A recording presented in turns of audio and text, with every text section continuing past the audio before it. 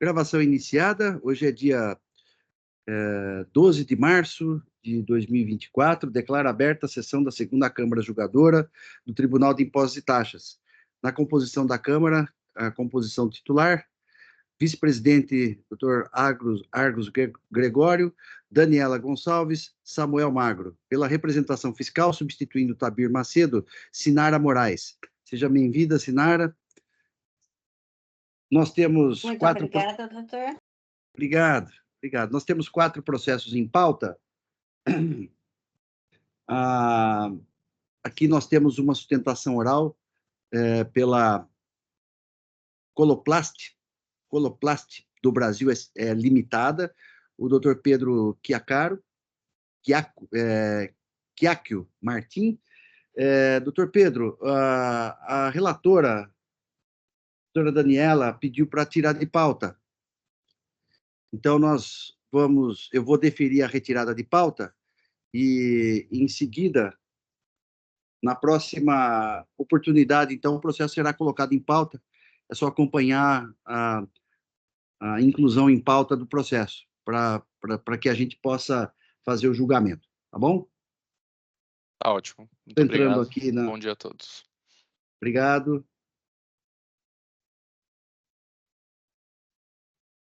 Muito bem.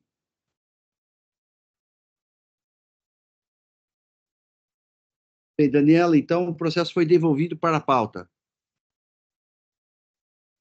Obrigada, senhor presidente. Aí, senhor presidente, só na minha volta das férias, poderia já colocar esse processo. Bom, depois a gente combina sobre isso. Tá bom, sem problema. Já deixar o processo indicado. Tá joia. Bom, então aqui, vamos seguir aqui a sequência da pauta. O primeiro da pauta é Jack Indústria e Comércio de Serviços Têxteis Eireli. O relator, Dr. Argos Magno de Paula Gregório, o AIN é o 449-628. Não há pedido de sustentação oral.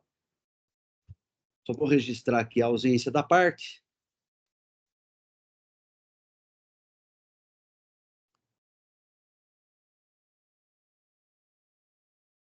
Muito bem, o processo já está habilitado. Eu passo, então, a palavra ao Dr. Argos para que profira o seu voto, tendo em vista a ausência de sustentação oral.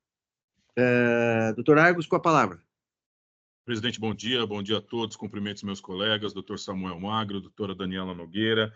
Cumprimento a representação fiscal na pessoa da doutora Sinara Maia. Seja muito bem-vinda à nossa Câmara. Também as minhas saudações aqui ao pessoal que nos dá o suporte, o Oswaldo, o Hélio, enfim, todos aqueles que eventualmente se encontrem aqui ou que estejam acompanhando a nossa sessão.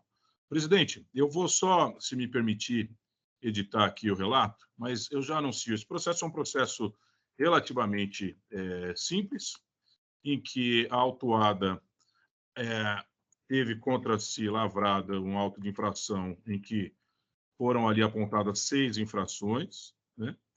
O julgador de primeiro grau, ele apenas entendeu que, com relação a uma das infrações, ela estaria absorvida por outra das 6, uma vez que se tratavam das mesmas operações, do mesmo período, das mesmas mercadorias, enfim, aquela tese da absorção, conhecida aqui pelo tribunal e efetivamente seguida pela Câmara Superior. E eu já anuncio este ponto porque o recurso se trata de um recurso de ofício apresentado pela Fazenda, uma vez que sequer foi apresentado recurso ordinário pelo contribuinte, né? Então, a Fazenda, cumprindo aqui o seu dever de ofício, entrou com o recurso competente, pleiteando que não seja conhecida a absorção e, portanto, seja restabelecida a respectiva infração tida por absorvida pela infração mais contundente, vamos assim dizer. Eu estou aqui só registrando o voto. Os colegas já tiveram acesso ao voto anteriormente, mas, de toda sorte, se me permitir, eu vou apenas fazer uma leitura muito breve, presidente, de alguns trechos do voto, que está curtinho. Pode ser assim? Por favor, pode seguir. Vamos lá. Ab início, destaco os termos encontrados às folhas 564 das razões de recurso de ofício, cito aqui as folhas, cito as infrações. O representante fiscal fez alusão aos itens 28 a 30 da decisão, justamente com relação a essa absorção, né? Eu coloco aqui, acerca do ponto suscitado, qual seja, aspas, apenas nos casos expressamente previstos, seria permitida a limitação à autuação, entendendo, pois, ser a consunção verdadeira limitação à autuação. Isso é o que diz o representante fiscal. Com todas as vênias, entendo pelo acerto da decisão de primeiro grau em relação ao quanto decidido. Cito aqui os itens da decisão e coloco aqui, eu revisito o teor da peça vestibular, sigo aqui o DDF de folhas 6, consigo extrair aqui fundamento, na verdade não consigo deles extrair fundamento para exigência contida nas acusações do item 2, eis que a meu sentir refletem o quanto exigido junto ao item 1. Cito aqui precedentes dessa corte, julgado do Dr. Alberto Podgaek na Câmara Superior, dado aos 20/4/2021, no AIN 40.36.138. Eu vou ler aqui apenas trecho dessa decisão. Prevalece nesta Corte Superior a interpretação mais ampla da aplicação da consunção, e no caso dos autos em particular, diante de se tratar de mesmo fato e documentos fiscais que deram ensejo às duas acusações, tendo sido absorvida a do item 10 por ser menos gravosa. Em concreto, verifica-se que os fatos narrados no item 1 implicaram em duas infrações, configurando dupla penalidade. Em outras palavras, as condutas descritas no item 2 são meio para a prática das infrações mais gravosas do item 1, que é a falta de pagamento do imposto. Eu coloco aqui, com a devida vênia, não entendo plausível considerar válida a existência de dois ilícitos distintos, frente à existência de inegável nexo de dependência entre eles. Razão pela qual entendo que as multas exigidas frente ao descumprimento de obrigação instrumental devem ser absorvidas, prevalecendo apenas as penalidades que exigem recolhimento do imposto, sem ficar restrito às hipóteses do artigo 85, parágrafo 5º da 6374 e o artigo 527, parágrafos 3º e 5º do regulamento. Concluo e arremato. As infrações de natureza formal devem ser absorvidas por acusações de natureza material. Cito aqui, julgado da Câmara Superior do TIT de 11/10/2018, em julgamento do RESP 40.93.492, que prevaleceu a unanimidade o entendimento proferido pelo juiz Inácio Kazuo Yokoyama, Gize-se, do qual extraio, inclusive, a sua redação. Portanto, eu dou provimento aos argumentos manejados pela recorrente junto ao item 3.1 de suas contrarrazões. Julgo, pois, pelo acerto do quanto decidido pelo juízo monocrático. De tudo quanto encontro nos autos, tomando como minhas razões decidir os argumentos manejados pelo julgador de piso, sou igualmente firme pelo cancelamento do item 2 do presente AIN. Em tempo deste consignado, não ter a recorrente apresentado recurso ordinário, mas tão somente suas contrarrazões ao recurso de ofício. Assim considerado, tenho por descartáveis os argumentos trazidos em sede de contrarrazões, notadamente contidos em sede preliminar, eles poderão os interessados exercerem em sede apropriada o direito de regresso contra aqueles que, segundo a sua percepção, têm alguma responsabilidade sobre os fatos imputados à empresa ora autuada, mormente pelo fato de restar precluso o direito recursal da autuada face à não apresentação de sua peça ordinária. Quanto ao mérito propriamente dito, ainda que apontado em sede de contrarrazões recursais, penso que o assunto se esgotou pelas considerações trazidas acima. Razão pela qual, evitando repetições desnecessárias, deixo de apreciar o tema. Então, presidente, conheço do presente recurso de ofício e a ele nego provimento. Apenas uma única e última observação é que, em sede de contrarrazões, a autuada ela pleiteia que seja atribuída responsabilidade aos seus ex-sócios e por aí vai, no quinhão, porque trata-se de herança e por aí vai. Eu estou refutando esses argumentos porque não foram apresentados em sede de recurso, portanto, não é a via correta a fazer esse tipo de pleito em sede de contrarrazões de recurso de ofício. Então, só para deixar claro, para que não se alegue nulidade, não foi sequer enfrentado o argumento. Primeiro, que não é o meio próprio para esse tipo de argumento. Segundo, que o meu entendimento é esse, está precluso o direito face à não apresentação do recurso ordinário. Portanto, presidente, com todas as vênias aqui, aos entendimentos em sentido contrário, com todo o respeito que devo à representação fiscal, no cumprimento aqui do seu mistério, eu entendo que a decisão de primeiro grau foi acertada quando determinou a absorção das infrações ali, a 1 e a 2 absorvida pela infração 1. É como voto, presidente. Obrigado, doutor Argos, cumprimento pelo voto, muito bem fundamentado, muito bem articulado. O processo está em discussão. Daniela pediu palavra? O microfone, Daniela, está fechado. Desculpa. Eu pedi a palavra, doutor. Primeiramente, cumprimento meus companheiros, parabenizo o doutor Argos pela análise, pelo voto, muito bem elaborado. Porém, neste caso, se os senhores me permitirem, eu gostaria, senhor presidente, de pedir vista do processo. Por quê? Porque entendo que esta é uma construção numa situação muito peculiar. Veja, esta não é uma situação onde o contribuinte foi autuado por falta de pagamento e por falta de escrituração das notas fiscais de saída. O que aqui é falta de pagamento do imposto, porque nas operações de saída, porque gerou uma presunção de saída de mercadoria sem emissão de nota fiscal, a não escrituração da nota fiscal de entrada. Então, é diferente aqui. Nós temos uma saída presumida em função da não escrituração da entrada. E aí, essa não é uma construção que habitualmente vemos, tanto que a autuação é pelo artigo 509, que é o que presume a saída das mercadorias em operação tributada. E... Um minutinho só. E aí, me gera muita dúvida sobre essa construção nesses termos. E aí eu gostaria de pedir vista para analisar melhor a situação concreta, porque uma coisa, aquele processo que semana passada até o doutor Argos levou em vista, é um processo meu, que inclusive o contribuinte pedia, inclusive, para trocar, não é a acusação da falta de pagamento do imposto por uma acusação de infração formal.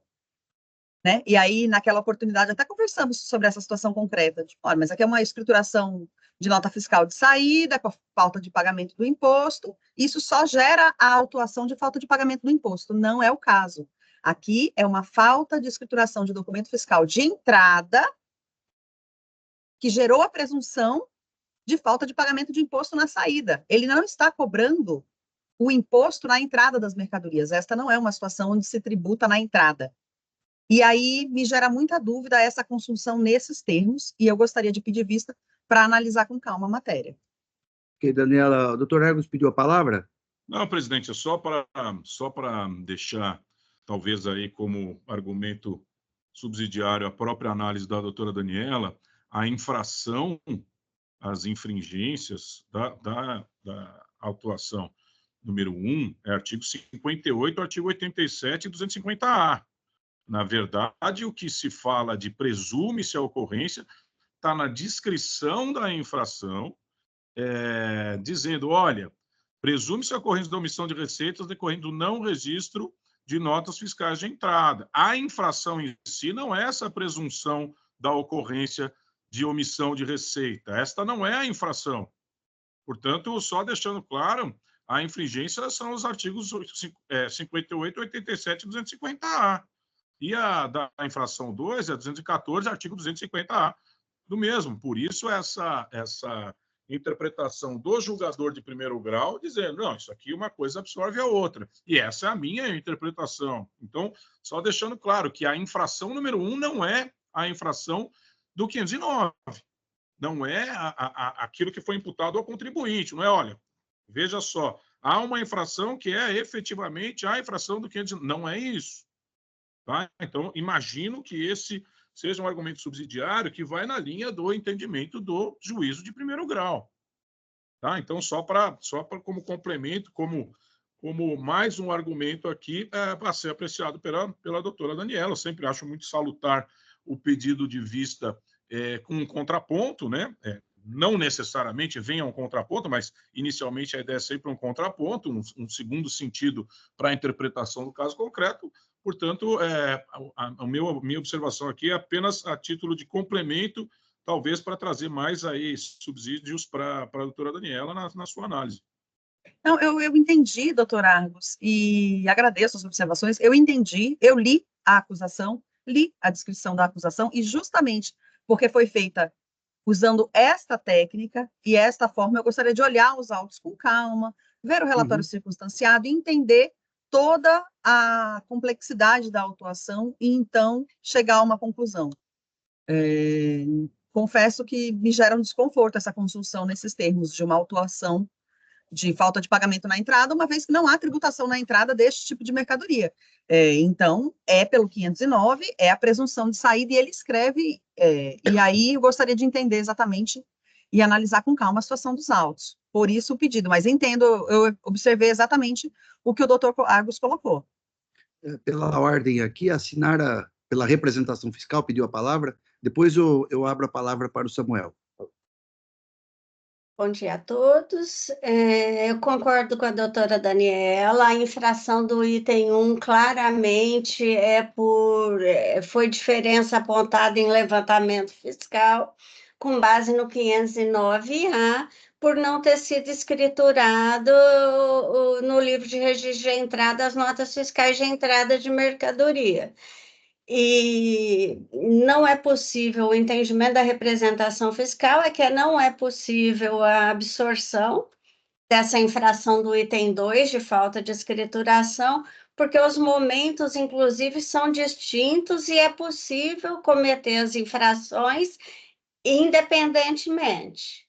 Então, eu concordo com a doutora Daniela que, nesse caso, não é possível a absorção. Obrigado pela intervenção da representação fiscal. Doutor Samuel, por favor, com a palavra.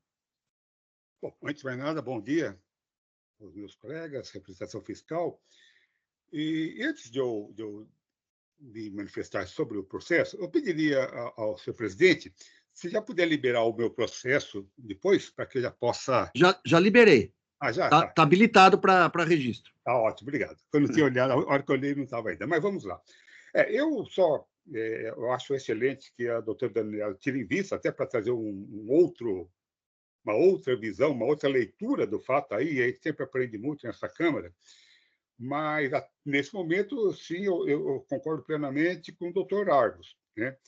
E com a licença da doutora Sinara, me parece que esse sim é um caso de... É impossível que eu cometa a infração 1 sem cometer a infração 2, né? Não são independentes, né? Eu jamais conseguirei ter uma diferença de entrada por não escrituração de documentos fiscais se eu não tiver escriturado os documentos fiscais. Então, me parece que eu tenho aí uma cadeia assim, de ações absolutamente correlacionadas e necessárias, né?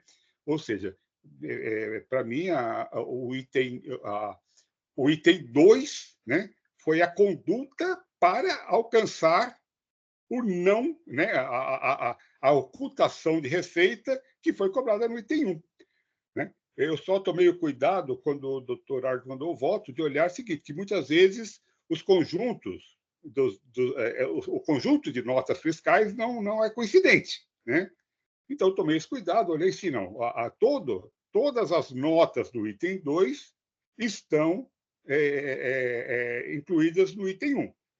Então, concordo, assim, só queria, claro, que eu posso mudar de opinião quando retornar, né? Porque o processo, se ele sair em falta de falta, mas o meu entendimento é exatamente concordando com o doutor Argos, nesse sentido que não há possibilidade, os dois estão absolutamente, intrinsecamente correlacionados, né? De maneira que eu acho que eu entendo, sim, que é o caso ali de absorção do item 2 pelo item 1, né? É só isso, senhor presidente. Obrigado.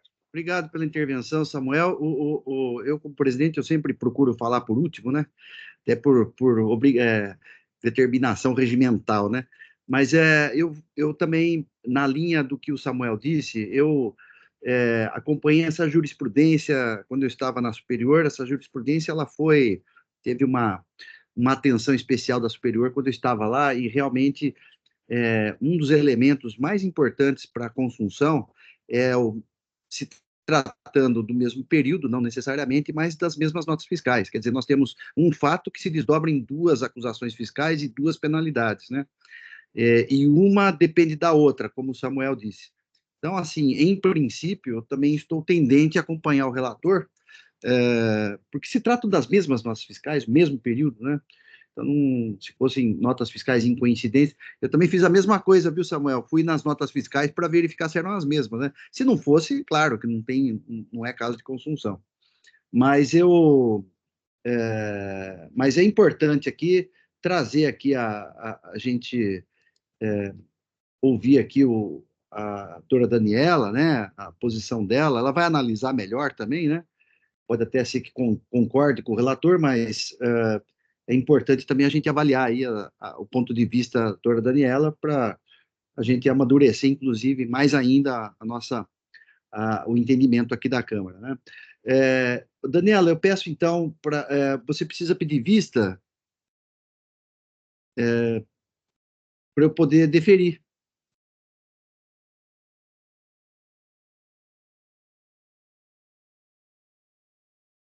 Daniela não. Daniela, tá conosco? Já Sim, pedi a vista. Sim, solicitado Pedi. vista.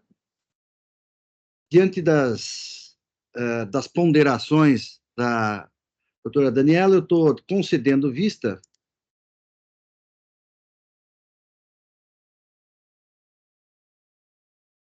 Vista concedida, então o processo sai em vista para a doutora Daniela. Então, estou encerrando, então, o julgamento de hoje. O doutor Argos pediu a palavra ou está com a mãozinha levantada? Acho que é... Não, presidente, acho que foi naquela rápida tá. intervenção. É só clicar que ela baixa. Muito bem, então o processo saiu em vista. Passamos, então, ao próximo processo da pauta. Eu vou aqui...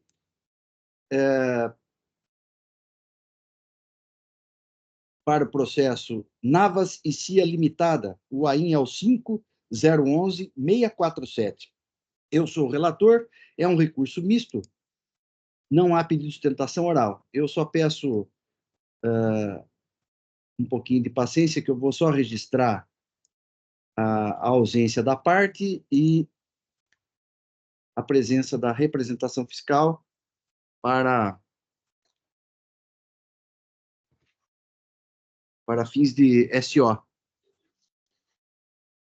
Senhor presidente, Oi? se me permite só uma observação aí, para que não seja alegado qualquer coisa depois, quando for a parte assistir a esse vídeo, o senhor disse que não havia pedido de citação, e há pedido de citação, só que está ausente o representante.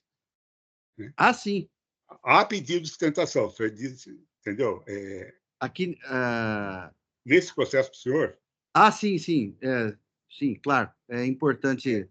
Porque senão alguém pode, em algum momento, querer alegar, não, olha, ele disse que não havia, e foi feito, apesar de que o senhor depois colocou, a parte não está presente e tal, mas... Eu estou registrando aqui a ausência da parte, né? Porque, na verdade, hoje nem precisa pedir mais a SO, né? Tem só que se inscrever, né? Na verdade, ele teria que pedir, o que muda é o momento, né? Não mais agora, não é só obrigatoriamente no momento da RO, como era a lei antiga, mas agora ele tem que pedir, e aí fica agora sob o critério de conceder ou não da presidência, da presidência da Câmara, que vai ou não decidir a viabilidade, a possibilidade de fazer. Mas, em tese, o pedido, na prática, basta ele comparecer, mas formalmente ele teria que pedir ao presidente da Câmara para que houvesse, né? Realmente é o momento, porque o artigo 44 ele eliminou, né, a necessidade de solicitar, de requerer expressamente, né? Então, o advogado tem que se inscrever. Muitas vezes ele se inscreve e não comparece, né? Então, implica em renúncia do direito, né? O doutor Argos pediu a palavra, doutor Argos? Doutor Argos? Acho que ele travou, não travou, não. Só estou registrando o voto, assim a gente...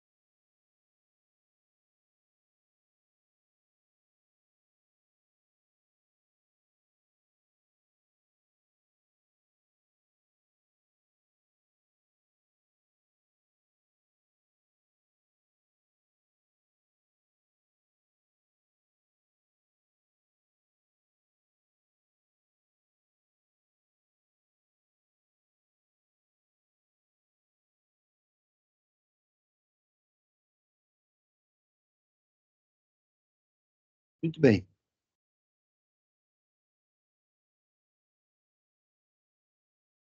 Bom, registrado, então, o não comparecimento da parte e o comparecimento da representação fiscal para fins de SO. Bom, esse processo... doutor Argos, está nos ouvindo? Você pediu a palavra? É que está com a mãozinha levantada, por isso que... Não pedi, presidente. Eu não sei se é o passado ali. É a mesma... Continua. Agora Doutor Argos, saiu. é só... Isso. Pronto. Agora saiu. Complica. Agora saiu. Pronto. Mas qualquer coisa pode levantar a mão fisicamente, se precisar. Vamos lá. Esse processo é um processo um tanto quanto diferente numa parte dele, pelo menos, né? Há um pedido de decadência e também a discussão de mérito, né? Então, é um recurso misto com relação às acusações fiscais, são todas de crédito indevido. Eu vou tentar sintetizar aqui. Os itens 1 e 2, eu vou aglutinar para ficar mais fácil. Os itens 1 e 2 é crédito indevido de ICMS em valores superiores ao permitido pela legislação tributária. Os itens 3 e 4 diz respeito a crédito indevido de empresas do Simples Nacional, decorrente de empresas do Simples Nacional.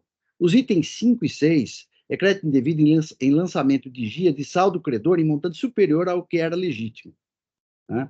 Então, sinteticamente, são 6 acusações fiscais. O contribuinte,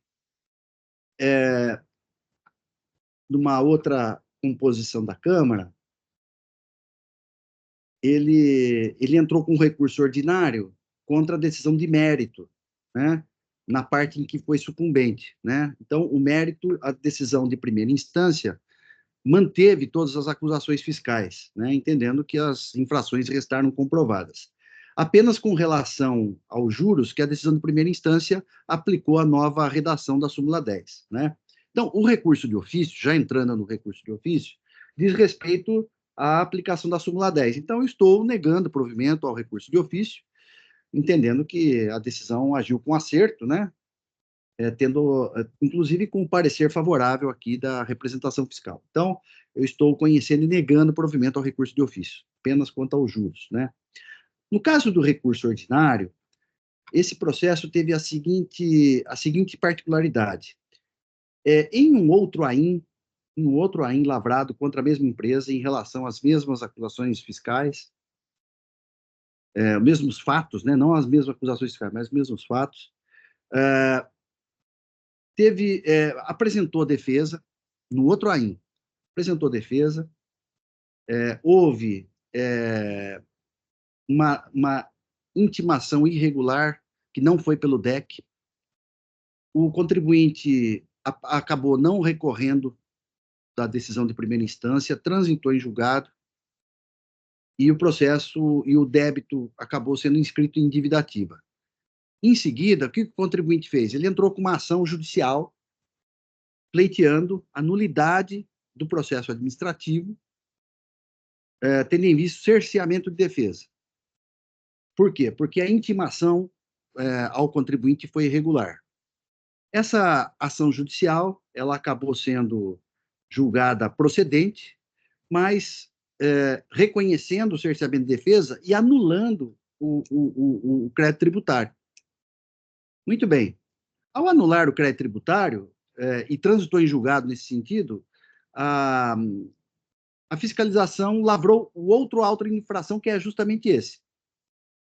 E aqui vem o contribuinte alegando que houve decadência, a decisão de primeira instância, sob esse argumento, afastou a decadência, alegando vício formal, e quanto ao mérito, manteve as acusações fiscais, como eu já disse, né, tendo em vista a comprovação das infrações.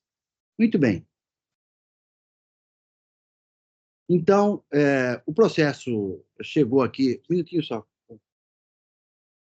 Não, está corrigido. Já. Então, muito bem. Então, eu vou para o meu voto.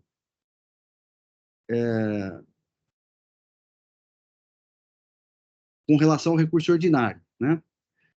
Alega o contribuinte, a questão da decadência, eu enfrento primeiro a questão da decadência. Alega o contribuinte que os créditos tributários exigidos estão fulminados pela decadência, tendo em vista que o AIM fora lavrado somente em abril de 2023, conferir folhas 20.628. O argumento fora aduzido em defesa e em recurso ordinário. A decisão de primeiro grau utilizada afastou a alegação de decadência sob o argumento de que houve reconhecimento de vício formal dos lançamentos, conforme decisão judicial em ação anulatória de débito fiscal, conferir folhas 20.502 a 20.517, tendo aplicação o artigo 173, inciso 2 do CTN. A representação fiscal, em contrarrazões, foi no mesmo sentido da decisão do primeiro grau. Assim, o ponto controvertido da preliminar aduzida, no presente caso, cinge-se na aplicação ou não do inciso 2 do artigo 173 do CTN. Pois bem, ao joirar a petição inicial da ação anulatória de débito fiscal, folhas 20.471, 20.501, constato que a referida demanda judicial teve como causa de pedir a ocorrência de cerceamento de defesa em virtude da irregular intimação da decisão de primeiro grau, que julgou procedente os créditos tributários do AIM 4.014.241, dígito 3, em violação aos artigos 74 e 78 da Lei 13.457 de 2009, provocando prejuízo ao contribuinte, dado que não teve oportunidade de recorrer por meio de recurso ordinário para a superior instância administrativa, culminando na definitividade dos créditos tributários levados a efeito e na inscrição da dívida ativa dos respectivos débitos fiscais. Essa é a causa de pedir. Consta de folhas 20.497 que o contribuinte, na referida ação judicial, requereu como pedido principal a ilicitude do processo administrativo por cerceamento de defesa, bem como a anulação dos atos administrativos posteriores à negativa de seguimento do recurso ordinário protocolado em 27 de 7 de 2013 e, finalmente, a anulação da inscrição da dívida ativa. Trago à colação o seguinte trecho do pedido judicial do contribuinte para melhor ilustração, e aqui eu transcrevo o item 4.1 da petição inicial, do pedido da petição inicial do contribuinte. Seguindo, os demais pedidos sucessivos foram os seguintes: anulação do débito fiscal, anulação parcial dos créditos tributários para reduzir a multa naquilo que ultrapassar 100% do valor do imposto, ilegalidade da atualização por juros da base de cálculo da multa e o reconhecimento do excesso de juros por ultrapassar os índices da taxa Selic. Note-se, com clareza meridiana, que em momento algum foi alegado vício formal do lançamento dos créditos tributários, mas sim nulidade processual por inobservância das formalidades legais do contencioso administrativo tributário, em arrepio ao disposto nos artigos 74 e 78 da Lei 13.457. Embora rotulado de ação anulatória de débito fiscal, a demanda judicial teve por objeto a anulação de ato administrativo, que não os lançamentos fiscais. Conforme sentença judicial proferida às folhas 20.502 a 20.506, houve reconhecimento do cerceamento de defesa pela irregularidade processual na intimação da decisão de primeiro grau administrativa e, por consequência, foi declarada a invalidade e a inexigibilidade dos créditos tributários do AIM 4.014.241, dígito 3. Destaco por oportuno trecho do dispositivo final da sentença in textile, e aqui eu transcrevo o dispositivo final da sentença judicial. Por sua vez, o Tribunal de Justiça do Estado de São Paulo, por meio do acórdão de as folhas 20.508 a 20.514, deu parcial provimento ao recurso de apelação da Fazenda e ao reexame necessário apenas para reduzir a verba honorária. Com efeito, o mérito da sentença judicial foi mantido na íntegra, tendo operado o trânsito em julgado em 16 de 4 de 2018, folhas 20.517. Neste diapasão, todos os despachos, manifestações fiscais e pronunciamentos da Procuradoria-Geral do Estado, no sentido de que a decisão judicial teria anulado os créditos tributários por vício formal, são equivocados. A anulação do AIM 4.014.241, dígito 3, por decisão judicial, se deu pela nulidade processual na intimação do contribuinte da decisão de primeiro grau administrativa e não por defeito formal do lançamento dos créditos tributários. Observo, adredemente, que os créditos tributários foram constituídos regularmente com base em provas lícitas e suficientes, e que o AIM 4.014.241 atendeu todos os requisitos do artigo 34 da Lei 13.457. Tanto que o contribuinte, na condição de autor da ação anulatória de débito fiscal, nada alegou com relação a esses aspectos. A meu ver, seria mais adequada que a decisão judicial anulasse todos os atos processuais administrativos a partir da intimação irregular do contribuinte, com a reabertura do prazo recursal, mas preservando os lançamentos fiscais. Na prática, em relação às acusações fiscais do AIN 4014-241, apenas a mora do contribuinte deveria ter sido atingida pela sentença judicial, com o aproveitamento dos demais atos processuais válidos, ex-vido dos artigos 10 e 10b da Lei 13.457. Veja-se que no acórdão proferido pelo Tribunal de Justiça do Estado de São Paulo, dentre outros fundamentos adotados, a menção de precedentes similares em relação ao caso concreto, permitindo, entre aspas, a reabertura do prazo processual administrativo. Conferir folhas 20.511. Seja como for, não houve esse debate no processo judicial, ou pelo menos não houve esgotamento da matéria nos tribunais superiores. E a sentença desfavorável à Fazenda do Estado transitou em julgado, como ela está. Todavia, nem por isso os institutos do direito posto podem ser distorcidos, nem se admite alargamento hermenêutico dos enunciados jurídicos. O artigo 173.2 do CTN prescreve com todas as letras que o direito da fazenda pública construir o crédito tributário extingue-se após 5 dias contados da data em que se tornar definitiva a decisão que houver anulado por vício formal o lançamento anteriormente efetuado. Fecho aspas. Na hipótese da regra transcrita, temos a ocorrência apenas da anulação de vício formal do lançamento anterior, de tal modo que a anulação de atos processuais administrativos ou de anulação de crédito tributário decorrente de vício processual, causador de cerceamento de defesa ao contribuinte, está fora do alcance semântico da norma do inciso 2 do artigo 173 do CTN, tendo em vista o princípio da legalidade estrita que rege o direito tributário. A equiparação do vício processual com o vício formal do lançamento tributário extrapola os lindes do ordenamento jurídico de maneira teratológica. Tenho insistido que a interpretação pelo aplicador de direito deve ficar subordinada ao direito posto. Toda e qualquer inovação no ordenamento jurídico, por decisão jurisdicional, há de se compatibilizar com a Constituição Federal. A obediência ao texto constitucional é insuperável. No outro giro, é lícito reconhecer que a interpretação não só deve observar os primados da Carta Constitucional, como também as normas infraconstitucionais que estabelecem os limites em que o aplicador de direito poderá transitar. Os predicados da inesgotabilidade de sentido e intertextualidade instos no processo interpretativo estão restritos aos traçados dos textos legislados. Insta a registrar que a interpretação jurídica tem início com o texto jurídico, prosseguindo com intercâmbio com outros discursos, conforme os materiais semânticos existentes no ordenamento, dentro do processo de positivação. A interpretação terá como pressuposto o texto e o seu limite estará posto pelo sistema, em nome do qual atua o seu contexto, que, por sua vez, é o limitador de sentido do texto. A interpretação pela autoridade competente que aplica o direito passa pelos textos jurídicos, pelas provas coligidas no processo, retrocedendo para as prescrições do direito positivo, assim como pelas normas gerais de direito e pelos princípios jurídicos do ordenamento, e mediante fundamentação e argumentação justificadora do ato de decisão. Eis o produto da interpretação na efetivação da concretude do direito. De start, entendo que não há que se falar em vício formal no lançamento dos créditos tributários, dos itens 1, 2, 3, 4, 5 e 6, ou do AIN, propriamente dito.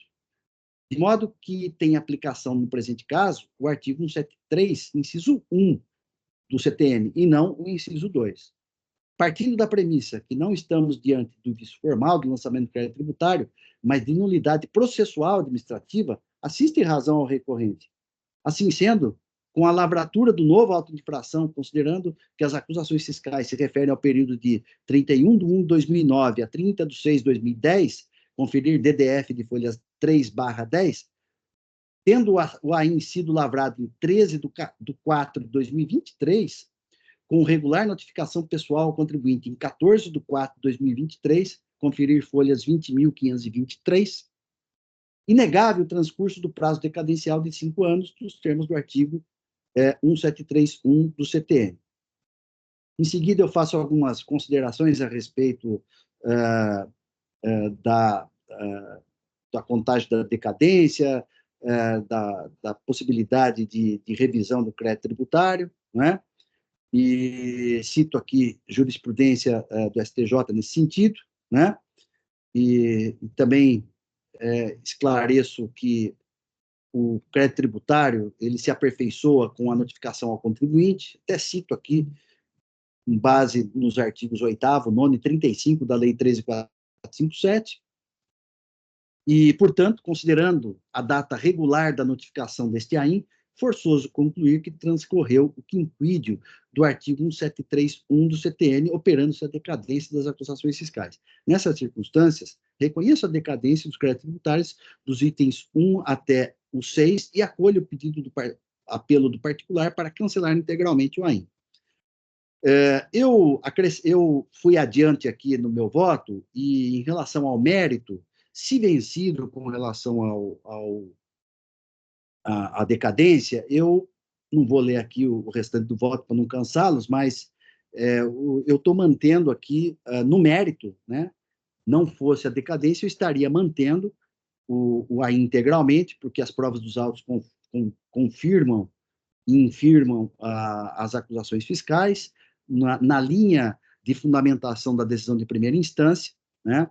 O contribuinte ele se limitou a alguns argumentos genéricos de equívocos na prática infracional, então eu estou aqui mantendo a decisão de primeira instância com relação ao mérito, caso vencido em relação à decadência. Então, eu estou conhecendo do recurso ordinário e dou o provimento para reconhecer a decadência.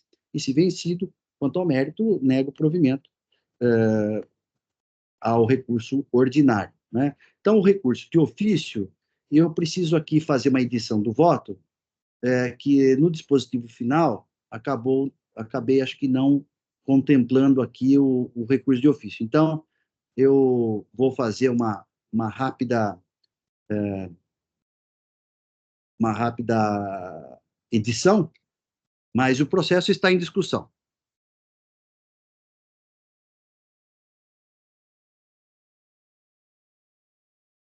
Bom, presidente, em primeiro lugar, cumprimentar pelo muito bem lançado o voto. Como diz como recomenda a boa prática de julgamento, é preciso que se analise primeiro as preliminares apresentadas e, eventualmente, no caso do não acato das preliminares, sim que se aprecie o mérito. De plano, eu digo que já tinha conhecimento desta decisão, já tinha analisado este processo, já tínhamos, inclusive, conversado sobre esse processo. O meu entendimento, eu já anuncio aqui, que vai exatamente no mesmo caminho do seu. Para mim, esta preliminar é insuperável, né? Quando se trata aí de análise de prazo decadencial, eu entendo correta a sua observação quanto à aplicação do inciso 1º do artigo 173, e não do inciso 2º, né? Então, neste caso, é evidente que caberia a interpretação divergente sobre a ocorrência ou não de eventual nulidade de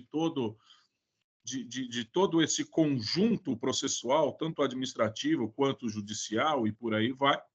Mas a sua análise me parece que foi ali exaustiva no sentido de entender qual é a aplicação e qual é o campo de aplicabilidade da decisão dada em sede do Poder Judiciário, né?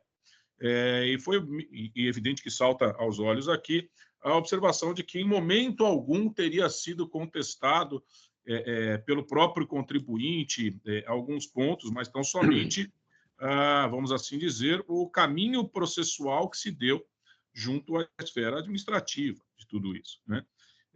Então, assim, com as vênias daqueles que têm o entendimento em sentido contrário, eu já anunciei aqui que eu vou acompanhá-lo, presidente. E, mais uma vez, parabenizo, porque, na minha leitura, o voto está muito bem lançado. Obrigado, doutor Argos, pelas considerações, pela intervenção. A representação fiscal pede a palavra. A respeito disso, nós temos uma situação, com devido respeito ao doutor José, que realmente fez um belíssimo voto, mas nós temos uma situação consolidada, que é uma decisão judicial. Errada ou não a decisão judicial, porque eu concordo que o juiz poderia ter anulado só os atos posteriores à notificação, que era viciada, não foi o que ocorreu. O judiciário anulou o auto de infração, o crédito tributário, por vício formal. Concordo que o correto seria anular os atos posteriores, mas não foi o que ocorreu. Eu entendo que não cabe ao Tribunal de Impostos e Taxas decidir contrariamente ao que foi decidido no processo judicial. A realidade que nós temos é que o lançamento foi anulado por vício formal. Embora não seja uma decisão tecnicamente correta, foi a decisão posta. Então, entendo que deve ser seguida e entendo que a Procuradoria agiu corretamente ao orientar o lançamento do AIM, apesar do transcurso do prazo, utilizando um 732 e não um 731.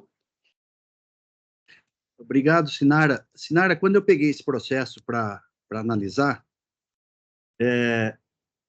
a sua ponderação foi o que eu mais me preocupei. Falei, se realmente seria o caso de uma decisão do TIT contrariar a decisão do judiciário, né? Isso daí me causou muita preocupação e muita ponderação. Mas quando eu faço a interpretação da norma jurídica e não a consequência apenas da decisão judicial, de fato, a decisão judicial ela anulou o débito fiscal, na minha visão incorretamente, mas não é esse o mérito, né? Uhum. Ela anulou o débito fiscal por vício processual e não por vício formal do lançamento. Eu acabei indo por essa ótica, né? O vício, a anulação do débito fiscal não transformou o vício do lançamento fiscal. Ele não alterou o vício, né? Ele não implicou num vício formal do lançamento. Ele acabou anulando o débito fiscal porque houve um cerceamento de defesa. Mas o lançamento fiscal, ele é perfeito. Inclusive, o AIM respeita todos os requisitos, eu coloquei aqui no meu voto, não vou repetir, mas foi nesse sentido. Porque o inciso 2 do 173, ele diz que é o vício formal que permite a reabertura do prazo, né? E não por um vício processual. Então, a anulação decorreu por um vício processual, erradamente ou não, mas decorreu por um vício processual, não do lançamento. E aí que eu falei, bom, se decorreu de um vício, se ele anulou, o fisco poderia ter refeito o AIM, mas dentro do prazo, não do 172, do 1732, mas sim do 731, né? Eu acho que faltou aí esse debate no processo, né, para não causar essa situação que nós estamos vivendo hoje.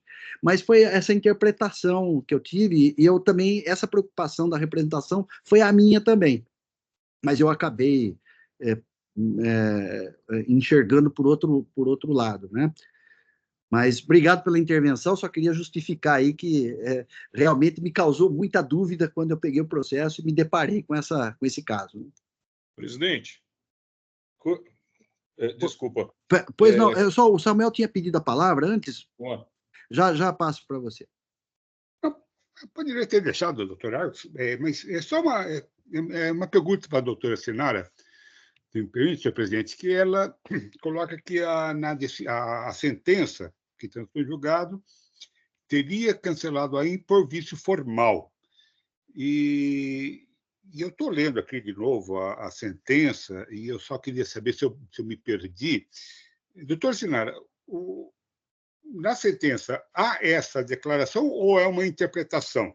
É uma interpretação. Bom, ok. É uma interpretação porque ela não, porque extinguiu o processo certo? O crédito não possuía nenhum vício material, como bem apontou o Dr. José Orivaldo, e não existindo vício material, a gente só pode entender como vício formal, porque a sentença está posta e o AIM está extinto. A fazenda não poderia cobrar. Então, você só tem duas opções, vício material ou vício formal. Não havendo vício material, o equívoco foi na notificação de primeira instância, realmente não foi no AIM, mas o que o juiz decidiu a gente não pode questionar, é uma decisão judicial transitada em julgado. Se a gente fala que não existiu o vício formal no lançamento, onde estaria o vício material? Então, o que nós temos é uma decisão judicial que não abordou bem o tema, com devido respeito, né? E, como disse o doutor José Orivaldo, é uma questão que causa dúvidas, por não ter sido muito claro, o julgamento não esclareceu isso, se é vício formal ou vício material. Tá. Então, não, é só... Obrigado, doutor Sinara, que eu tinha essa dúvida. Então, só me manifestando,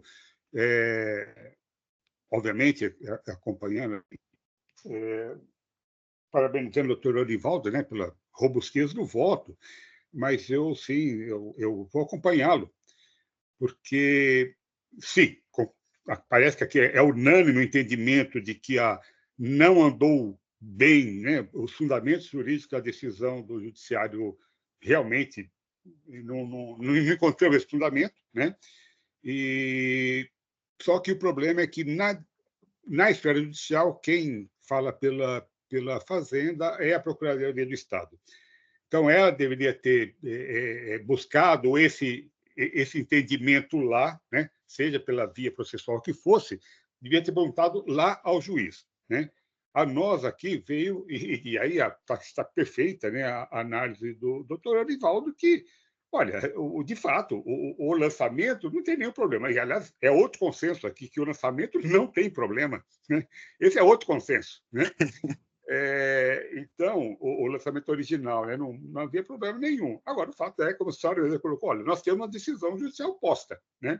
Lamentavelmente, ela nos vincula, né? Ela vincula. Ela fala assim, ó, o crédito está extinto.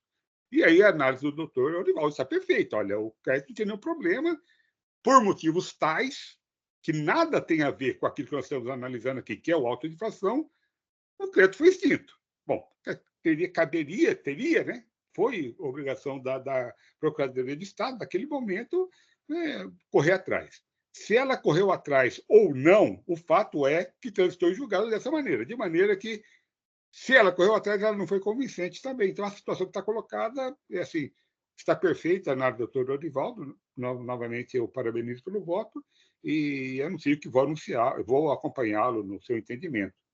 Obrigado, doutor presidente. Doutor Argos, sua Não, palavra. presidente, na verdade eram duas observações. A primeira já foi feita pelo doutor Samuel, que é o papel ali no exercício da função que seria da Fazenda, caberia à Procuradoria, né? Então, o doutor Samuel bem colocou aqui, deveria ou não, ou poderia a Procuradoria ter tomado a medida que entendesse, seja em sede de embargo, seja qual fosse ali o meio recursal próprio, para esclarecer ou para tentar refazer o entendimento, ou que fosse qual fosse ali a medida a ser tomada, que não foi tomada. Então, essa decisão já chegou para a gente fechada, né? Vale aquele questionamento. Correta ou não, o crédito está extinto. Portanto, então essa era a primeira observação. A segunda observação é só o ponto de que, se o processo está viciado, afirmar que o processo está viciado não significa afirmar que o lançamento está viciado. Ele não é contaminado pelo vício apontado no processo. Então, eu até daria um passo anterior de dizer não se deve ou não traria grande benefício apontar se o vício do lançamento era material ou formal, porque o vício apontado pelo judiciário foi o vício processual. E aí não significa dizer que o auto de infração, o lançamento é contaminado, formal ou materialmente, pelo vício apontado no processo. Pouco importa se o vício do lançamento vai ser formal ou material. Ele sequer foi apontado pelo judiciário. O que foi apontado é o processo está viciado. Curiosamente, nos faz aqui, pelo menos a mim, me remeteu aqui ao procedimento e ao processo de julgamento da incorreção ou não do foro com relação ao então candidato à presidência da República, hoje nosso presidente da República. Entendeu-se que o processo correu no foro errado. Então, o processo estava viciado no Paraná. Então, ele deve correr em Brasília. Correndo em Brasília, vamos lá, vamos dar sequência. Só que prescreveu, por causa da questão de idade, por aí vai. Fazendo-se uma analogia, a mesma coisa. O processo foi tido pelo judiciário como equivocado. Então, tem que fazer o processo certo. Só que, na hora de fazer o processo certo, decaiu. Sabidamente decaiu.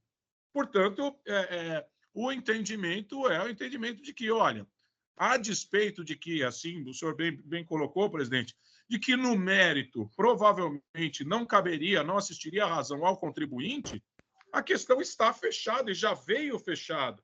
Olha, infelizmente ou felizmente, a decisão do judiciário é esta, anulou o processo, chegou aqui novamente um auto de infração com questões de mais de 10 anos atrás, e que efetivamente estão aqui decaídas. Portanto, presidente, mais uma vez eu enalteço aqui o acerto, pelo menos a minha leitura, com relação ao acerto da sua decisão. Processo que aparentemente seria simples, mas que com essas nuances relacionadas à decisão do judiciário, mal dado ou não, é o que temos aqui. Portanto, mais uma vez, receba meus cumprimentos aqui e certamente vou acompanhá-lo. Obrigado, doutor Argos. Mais alguém? Eu acredito que o processo foi exaustivamente debatido, não é? Doutor José Arivaldo, parabenizo pelo voto, pela análise muito pertinente das questões e vou acompanhá-lo íntegra. Obrigado, doutora Daniela. Eu vou, então, diante da manifestação de todos, eu estou encerrando os debates. Eu peço que os senhores juízes confirmem presença para quórum de votação.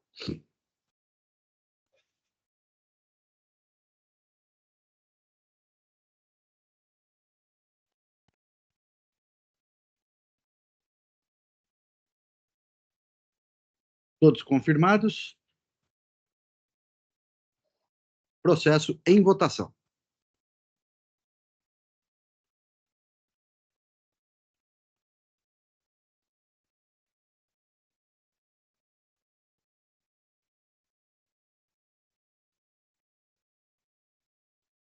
Votação encerrada. Proclamo o resultado do julgamento.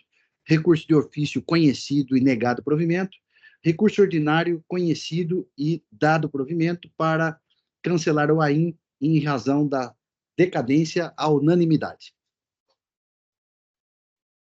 Estou, então, encerrando o julgamento.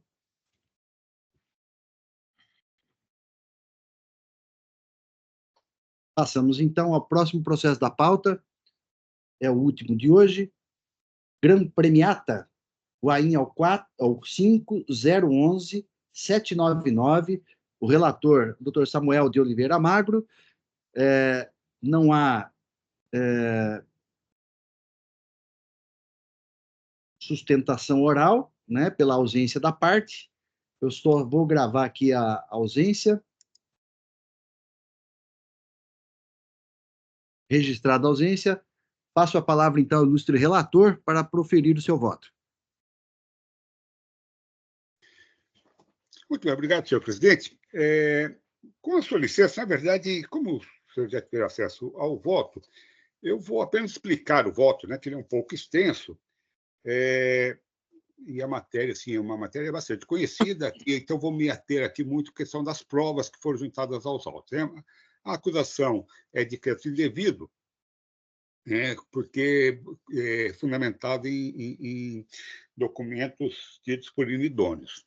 Na verdade, então, o período da acusação, né, do crédito indevido é de novembro de 2019 a fevereiro de 2020, né, conforme especificado no demonstrativo 1, decorrente da escrituração de notas fiscais nele referenciadas, de emissão atribuída à GMM, fabricação de produtos agropecuários, EIRELI, relativas a estado de mercadorias do estabelecimento que não atende às condições do artigo 59, parágrafo 1º, item 3 do RICNES, considerando-se, portanto, as operações desacobertadas dos documentos fiscais. Bom, muito bem, eu vou passar aqui, porque a particularidade desse caso é que o contribuinte ele ataca, né, bastante o próprio processo de procedimento de constatação de nulidade da sua suposta vendedora, né? Então, eu vou ler apenas essas partes que dizem respeito às provas, né, porque os demais são aqueles argumentos de sempre, de retroatividade da norma, né, da idoneidade, porque o fisco permitiu a nota fiscal eletrônica e coisas do tipo. Então, vou ler apenas as partes que dizem respeito aqui às provas, né? Vamos lá. Então, vou aqui começar aqui no meu terceiro parágrafo, né, que é: não se sustentam as objeções apontadas pela recorrente sobre a inexistência do estabelecimento de seu suposto fornecedor. Aponto inicialmente que a ela foi disponibilizada a íntegra do processo de constatação de nulidade de sua suposta fornecedora, as folhas tais, deitando por terra sua descabida alegação de cerceamento de defesa. Além disso, encontro a folha 84 a declaração que ela alega não ter sido juntada aos autos, fornecida pelo contador responsável pela GMM, informando que fez apenas a abertura da empresa. Quanto à declaração de Sr. Vanderlei César Sereda, morador da região há 30 anos, que afirmou desconhecer essa empresa, é compreensível sua desconfiança e recusa em fornecer informações pessoais ao fisco, uma vez que não tinha tal obrigação. No entanto, tal omissão em nada compromete a robustez do conjunto probatório produzido para comprovar a inexistência do estabelecimento da GMM. Esse testemunho é apenas uma das muitas provas relacionadas àquele processo e pode ser dele excluído sem nem mesmo arranhar a rigidez do procedimento de apuração da nulidade. Inúteis para demonstrar a suposta fragilidade desse procedimento são os argumentos trazidos pela autuada com base em informações do site Google Maps. Tais informações dizem respeito a uma empresa identificada apenas como GMM Comércio, situada no endereço Amadeu Bueno, 230, núcleo urbano, Bom Jardim, Jaguariúna. Deve-se apontar inicialmente que não há nas fotos obtidas desse site e trazidas no recurso nenhuma identificação que demonstre que as construções presentes nesse endereço tenham, de fato, alguma relação com a GMM Comércio. No entanto, para bem analisar esse importante argumento de defesa, podemos até considerar a possibilidade de existência dessa empresa. Como a recorrente não apresentou nenhuma informação sobre essa empresa, fundamental para identificar o suposto equívoco do fisco na localização daquele estabelecimento irregular, procedemos a buscas na internet e, com base nessa pesquisa, acreditamos tratar-se da empresa GMM Comércio e Distribuição Limitada, com CNPJ número tal.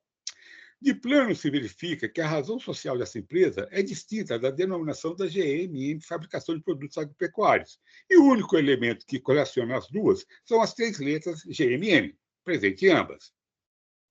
E a identidade para por aí. O CNPJ base de ambas são distintos, demonstrando serem empresas distintas. E também não há identidade de endereço, apesar de estarem registradas no mesmo logradouro. A GMM Comércio estaria situada num ponto determinado do que creio ser a Estrada Municipal Amadeu Bueno, né, no número 290, enquanto a GMM Fabricação de Produtos Agropecuários tinha como endereço declarado no CADESP a Estrada Municipal Amadeu Bruno, desculpe, estou falando Amadeu Bueno, mas Amadeu Bruno, né, sem número, olha tais. Um local não específico, o que obrigou o agente fiscal a percorrer toda a extensão dessa estrada em busca de seu estabelecimento. Além disso, de acordo com aquela pesquisa, a GMM Comércio só foi criada em 18 de agosto de 2020, sendo absolutamente certo que, na data da diligência fiscal, realizada em 4 de fevereiro de 2020, não havia no site Google Maps nenhuma informação sobre essa empresa. Assim, nenhum argumento relativo à suposta existência da GMM Comércio tem o condão de macular o trabalho fiscal que constatou a inexistência da GMM Fabricação. A existência da GMM Comércio, fato não comprovado nesses autos, não prova a existência da GMM Fabricação, pois nem mesmo em termos formais elas teriam coexistido. A única prova capaz de medir esse trabalho é aquela que demonstra que essa última estava instalada no endereço cadastrado ao tempo das operações.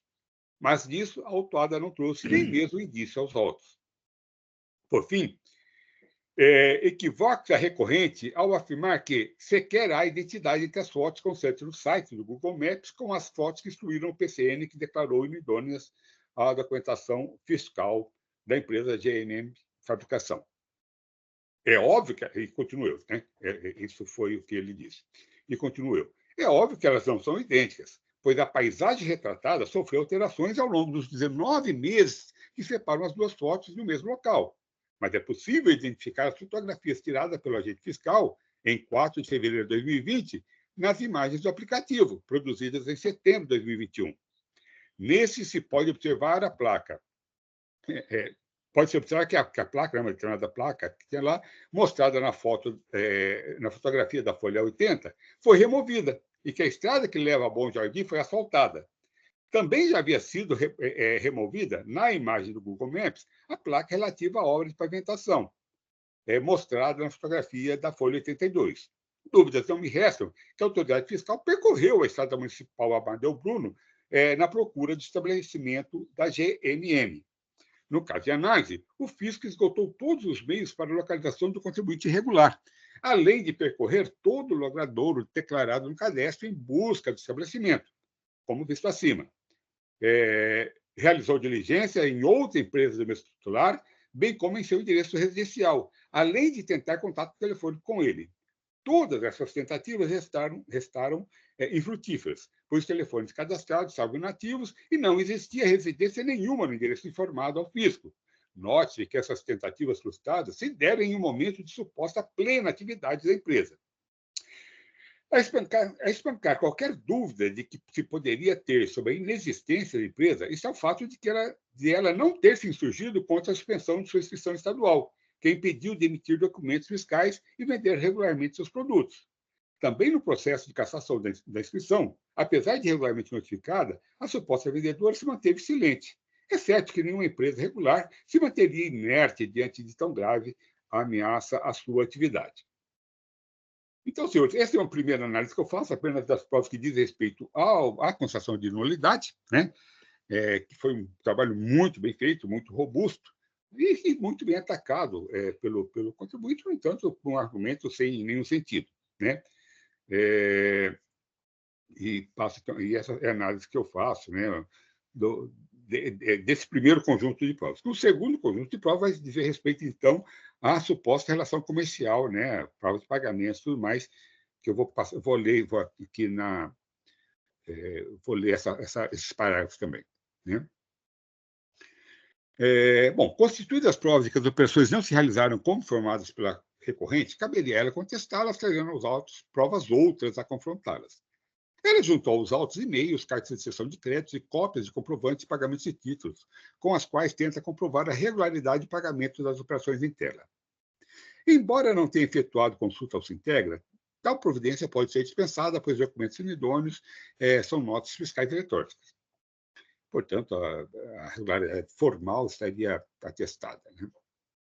No tocante às tratativas comerciais, apresentou às folhas tais alguns e-mails encaminhando pedidos de compra ao endereço Fábio Martins 83 Hotmail, sem, no entanto, demonstrar qualquer relação entre esse destinatário e a sua suposta fornecedora. Ademais, a recorrente não trouxe nenhum outro elemento que na parte comercial se exige de seus parceiros, tais como contrato social, referências bancárias, etc. Também o pagamento das operações não pode ser comprovado pelos documentos apresentados. Nenhum dos pagamentos foi feito à suposta vendedora. O beneficiário de todos eles foi o segundo tabelião de notas de protesto de letras, tudo mais, CNPJ tal. E a única referência desses comprovantes à GNM é a sua citação no campo descrição de pagamento, junto com o número da nota fiscal a que se referiria. Ocorre que essa informação é preenchida unilateralmente pelo usuário do sistema de agendamento de pagamento de títulos, sem qualquer comprovação por terceiros, e não é submetida a análise de consistência, não permitindo conhecer o credor original do título. Além disso, essa citação da GNM está presente em apenas parte dos comprovantes, com referência às notas fiscais 10 a 21, ausente qualquer referência às demais. Também foram juntadas às folhas tais comprovantes de pagamentos feitos ao mesmo tabelião, no entanto, citando a Forquímica no campo de descrição de pagamento. Terceira, estranha ao caso, e fazendo referências a notas fiscais números tais. Documentos esses desconhecidos nesses autos.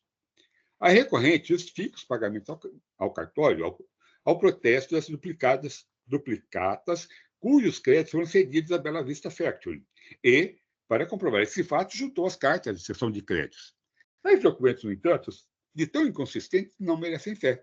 Em primeiro lugar, nesses documentos não é possível identificar seus signatários, impedindo conhecer se pelo menos foram firmados por pessoas com poder de representação.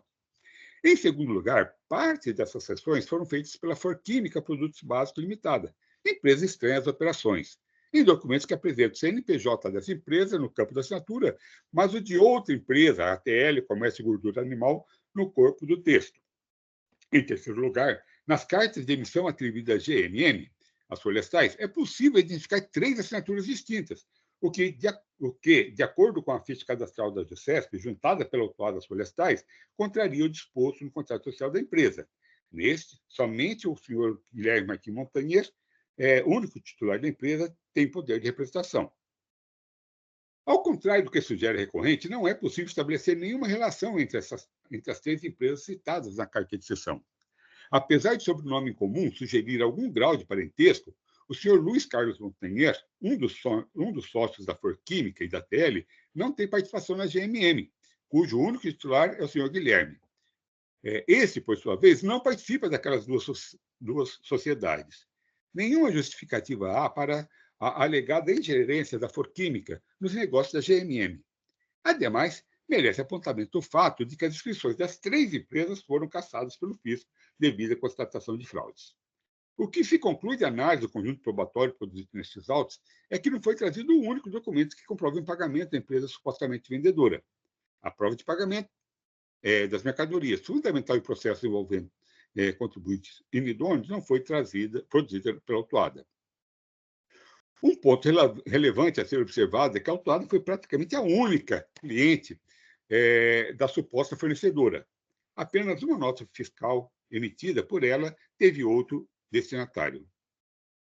Aponto, por fim, que a diligência fiscal que constatou a não localização da suposta vendedora foi feita em 4 de fevereiro de 2020, data em que sua inscrição foi suspensa preventivamente.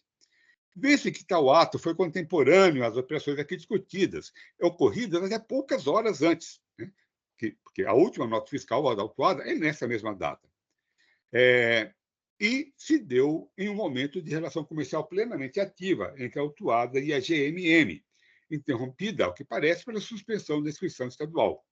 Fosse essa relação verdadeira, com facilidade a recorrente teria amealhado provas incontestes da regularidade fiscal de sua parceira comercial, pois desde aquela data já era pública a sua condição de suspensa. Concluindo, não encontro nos autos elementos que caracterizariam a alegada boa-fé da recorrente, na esteira da jurisprudência da plenária da Câmara Superior deste egresso tribunal. Bom, senhores, do mais são questões apenas aí de direito, que vocês já conhecem meu entendimento, já tiveram também acesso ao voto. E eu acho, então, que é suficiente. Eu coloco o voto e a apreciação do senhor, me colocando à disposição para eventual pergunta que tenha, qualquer dúvida. Então, é isso, senhor presidente. Muito obrigado. Eu cumprimento o ilustre relator pelo voto, muito bem analisado, Samuel. As provas dos autos, foi cirúrgico aqui na análise, né? Foi a fundo, detalhando todos os aspectos probatórios aqui a respeito da questão colocada, a questão controvertida aqui. O processo está em discussão.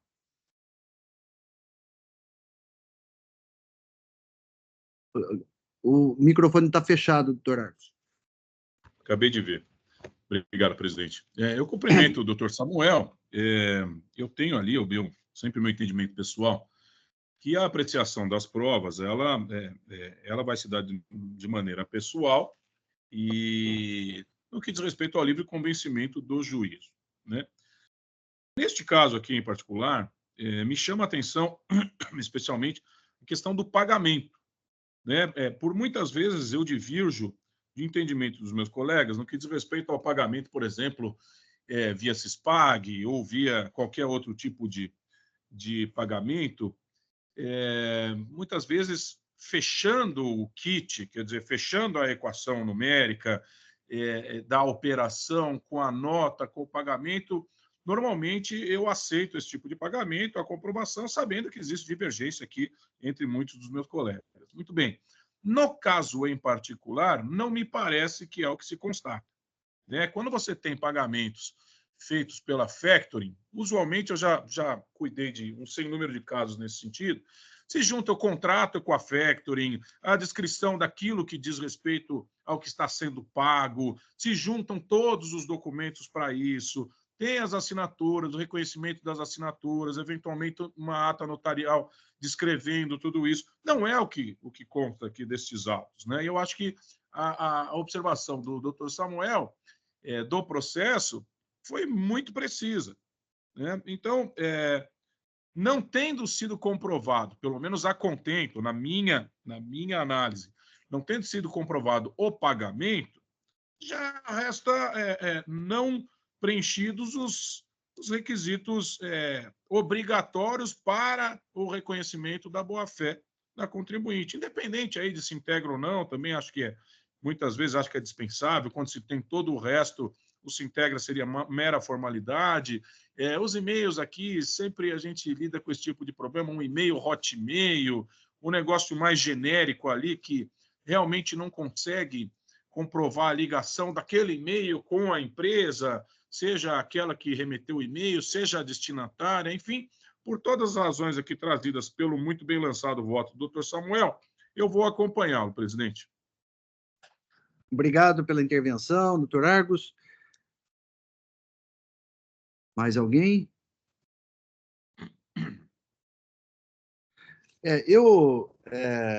Particularmente aqui, o doutor Samuel apreciou as provas muito bem apreciadas, né? Eu também tenho, assim, um entendimento que nada impede você ceder os direitos creditórios, não é ilegal, o Código Civil prevê essa possibilidade, né?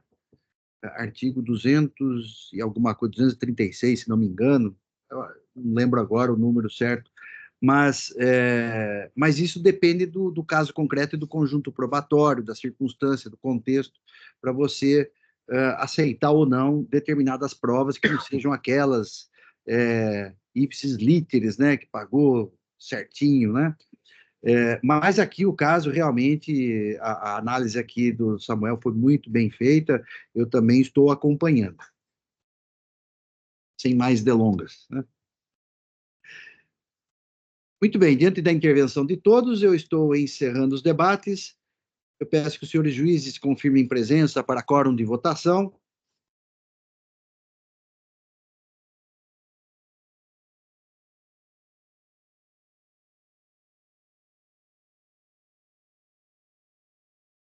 Todos confirmados. Processo em votação.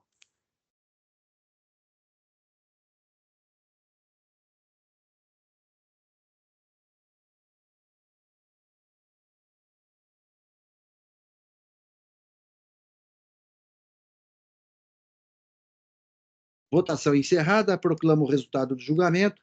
Recurso ordinário conhecido e negado provimento à unanimidade. Julgamento encerrado. Com o encerramento deste julgamento, do julgamento deste processo, nós cumprimos, então, a pauta de hoje. Eu estou, então, declarando encerrada a sessão da segunda Câmara Julgadora do Tribunal de Impostos e Taxas. Sessão de julgamento encerrada no EPAT. Eu agradeço a todos o empenho, a intervenção de todos, e peço, então, que o Oswaldo encerre a gravação. Por favor, Oswaldo.